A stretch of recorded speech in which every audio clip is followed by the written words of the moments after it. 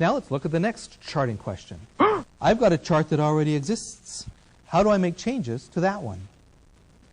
To make changes to a chart that already exists, there are really two different kinds of things that you can do. One is to make changes to the choices that you made while you were going through the chart wizard at the beginning.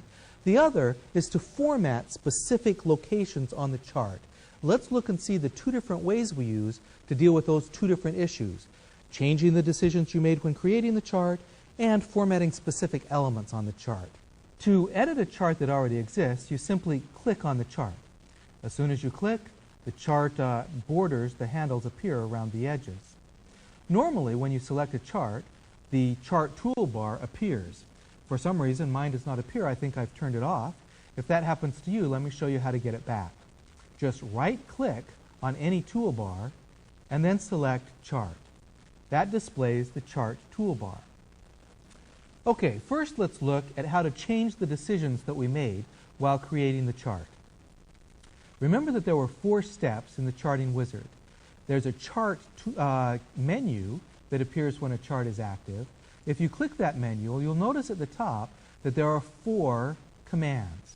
These correspond to the 4 choices, the 4 stages of the dialog box, of the wizard, excuse me. So, for example, if you want to change the chart options, click this command, and you get that same step that has all of the different tabs that allow you to specify, for example, whether you really do want to have grid lines that follow along both the category axis, the vertical axis, and the value axis, which is the side that has numbers on it.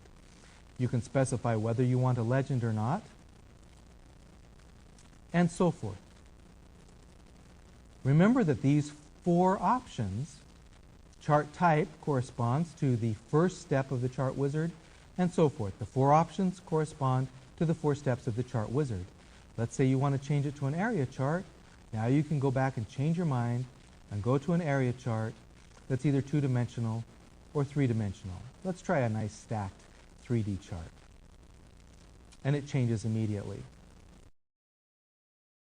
To format individual items, you have to select that item. There's 2 different ways to select. One way is to simply click. If you click on an element, that selects it.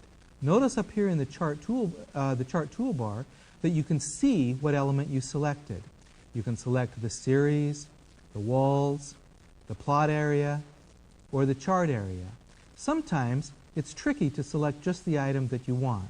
For example, if you want to select grid lines, it may be hard to select the grid lines versus the wall. If you're having that kind of a problem, you can go up here to the toolbar and simply click the drop-down arrow and select the item from the list. Then you're sure you get the one that you want. Once you have the item selected, you double-click to bring up a dialog box that allows you to specify how to format the item. For example, you may want to have nothing fill the area, and you get kind of a transparent effect, making the rest of the chart look floating. You may want to have tick marks be closer or farther apart. If so, double-click the axis, and then look at the tabs that are here. There's pattern. Scale may specify how far apart the tick marks are. We want to control where the major unit is. Rather than 5,000, let's make it be 3,000, and we should see more tick marks. The standard rule for changing an element is to select the item that you want to change, double-click it, and then choose whatever options are available in the dialog box. My, isn't that pretty? You can do a lot of interesting formatting with a chart.